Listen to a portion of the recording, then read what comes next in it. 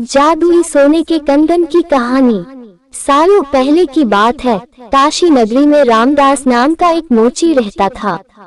वह काफी नेक दिल इंसान था, हर किसी की मदद के लिए हरदम तैयार। उसके पास कोई भी मदद मांगने के लिए आए तो उसे उदास होकर नहीं लौटना पड़ता था। एक दिन मोची रामदास रोज की तरह अपना मोची का सामान लेकर अपनी दुकान में बैठा हुआ था। उसके पास एक ब्राह्मण आया और अपना जूता सिलने के लिए दिया। जूता सीलते हुए रामदास ने ब्राह्मण से पूछा, आप कहाँ से आए हैं?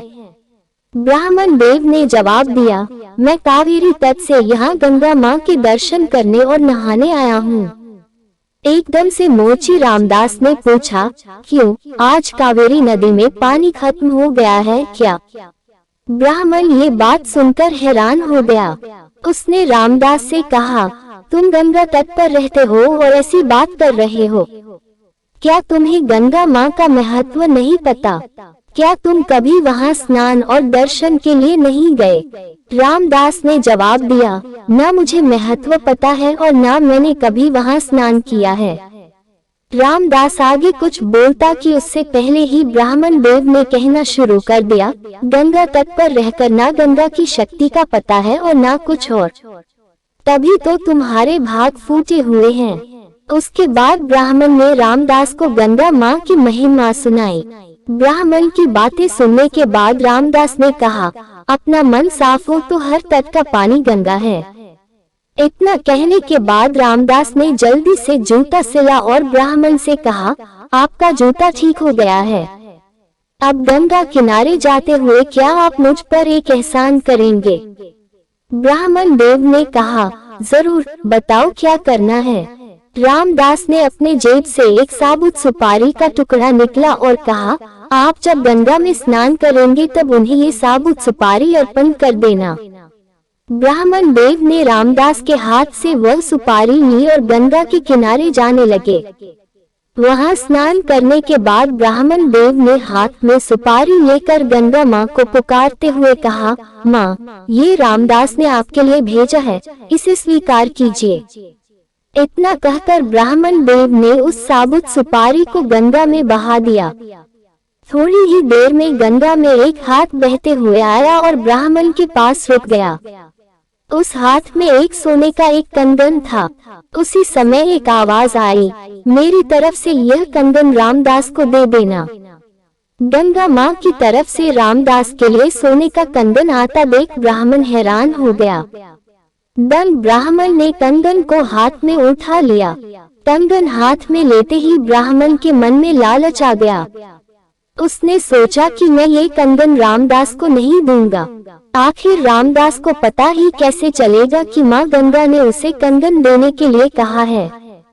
इस सोच के साथ ब्राह्मण आगे बढ़ने लगा। उस कंगन की चमक से राजा और वहाँ मौजूद दूसरे लोग दंग रह गए। राजा ने कहा, ब्राह्मण देव, ये कंगन देखकर तो लग रहा है मानो ये स्वर्गलोक का है।